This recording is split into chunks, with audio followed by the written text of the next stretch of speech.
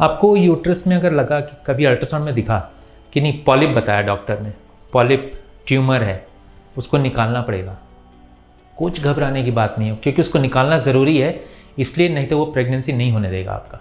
हाय, मैं doctor Vinod Agrawal, fertility consultant, Sparsh IVF Golmuri से बोल रहा हूँ।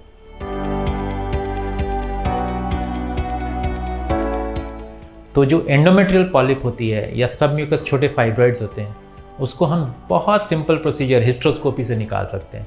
उसमें ना कुछ चीर फाड़ करनी पड़ती है, ना काटना पड़ता है पेट के ऊपर, कुछ नहीं। तो it's a very simple procedure, day care procedure. एक बार सुबह 9 बजे अगर हमने किया है तो आप 2-3 बजे तक घर जा सकते हैं।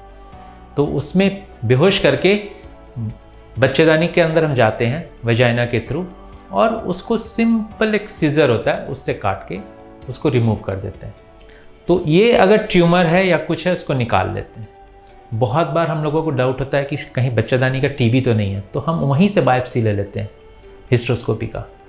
तो हिस्ट्रोस्कोपी के बाद वो बायोप्सी के लिए हम भेज देते हैं टेस्ट करने के लिए कि TB तो नहीं है, क्योंकि पेशेंट अगर बाकी सब कुछ ठीक दिखा रहा है, कंसीव क्यों नहीं कर रहा है, तो वो अपने आप में कभी कभी जानकारी देती है कि अगर TB है उसको तो कभी नहीं होगा प्रेगनेंसी।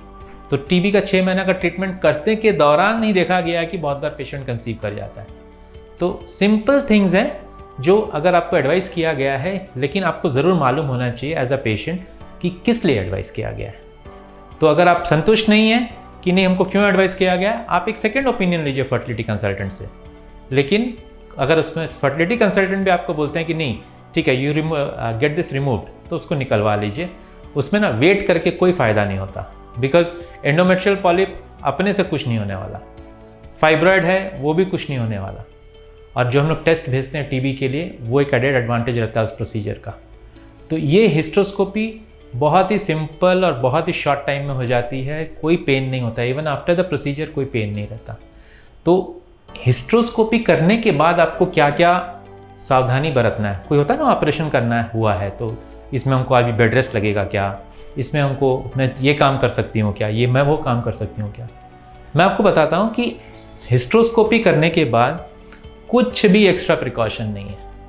उस दिन मैं आपको रेस्ट इसलिए करने बोलता हूँ क्योंकि एनेस्थीसिया का भी मेडिसिन का थोड़ा इफेक्ट रहता है, तो उतना कंफर्टेबल नहीं लगता आपको, और पेट में थोड़ा सा आपको फील होगा कि पानी वानी ऐसे लग रहा है कि पानी हिल रहा है इधर से उधर, क्योंकि हम लोग जब हिस्ट्रोस्कोपी करते हैं तो फ्लूइड एक होता है वो यूज़ करते हैं, वो नली खुला रहता है तो अंदर जाता है पेट में, तो वो 24 घंटे के अंदर बॉडी उसको एब्जॉर्ब कर लेती है, तो वो कोई इश्यू नहीं है।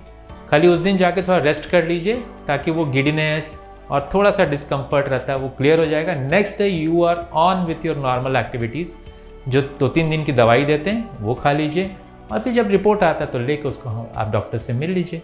तो हिस्ट्रोस्कोपी में ऐसा कुछ स्पेसिफिक आपको क्या करना है क्या नहीं करना है ऐसा कुछ नहीं है। Then very next day you are on with your normal routine. So hysteroscopy के लिए ये प्रिकॉशंस है, ये नहीं है, ऐसा कुछ नहीं है।